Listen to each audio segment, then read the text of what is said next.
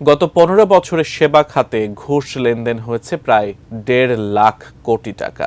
২০২৩ সালে সবচেয়ে বেশি দুর্নীতি ও ঘুষ লেনদেন হয়েছে পাসপোর্ট, বিআরটিএ ও আইন শৃঙ্খলা রক্ষাকারী সংস্থায়। এছাড়া গড় ঘুষের অঙ্ক বেশি বিচারিক সেবা, ভূমি ও ব্যাংকিং খাতে। সেবা খাতে দুর্নীতি নিয়ে জাতীয় খানা জরিপ প্রকাশ করে ট্রান্সপারেন্সি ইন্টারন্যাশনাল বাংলাদেশ টিআইবির জাতীয় খানা জরিপ ২০২৩-এ এ তথ্য উঠে আসে।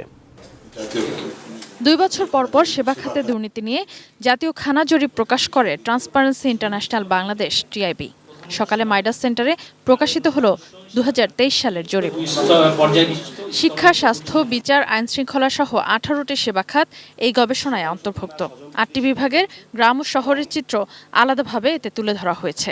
রাজনৈতিক হস্তক্ষেপের জরিপ অনুযায়ী ২০২৩ সালে ঘুষ লেনদেন হয়েছে ১০,৯০২ কোটি টাকা, যা সংশোধিত জাতীয় বাজেটের প্রায় ১.৪৩%। আর ২০০৯ থেকে ২০২৪-এর এপ্রিল পর্যন্ত মোট ঘুষের অঙ্ক ১,৪৬,২৫২ কোটি টাকা।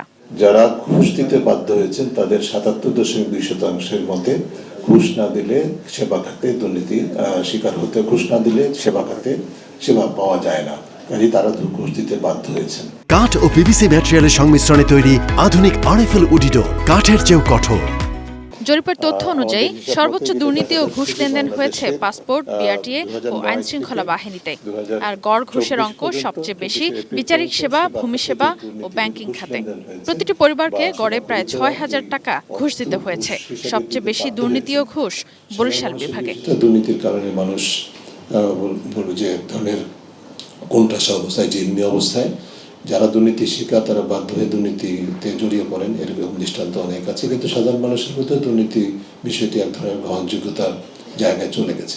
মানুষ কিন্তু দুর্নীতিবাজদেরকে আগের মতো আর ঘৃণা করে না, বা যে এক ধরনের সম্ভাবনা আছে দুর্নীতিবাজকে সামাজিকভাবে প্রতিহত করা, সেটাও কিন্তু নয়। টিআইবির নির্বাহী পরিচালক ডক্টর ইফতেখারুজ্জামান বলেন, দুর্নীতির বিরুদ্ধে আগের সরকারের অবস্থান ছিল কাগজে কলমে, বাস্তবে নয়।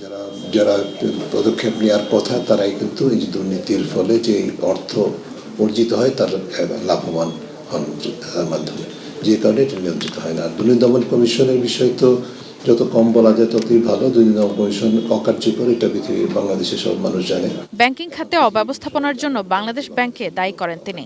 সেবাদানকারী সব প্রতিষ্ঠানে জবাবদিহি ও তদারকির উপর জোর তার। সেটা যে আসলে পুরো ব্যাংকিং খাতের কিনারায় ঠেলে দেওয়ার জন্য মূল দায়টা কিন্তু বাংলাদেশ ব্যাংকের।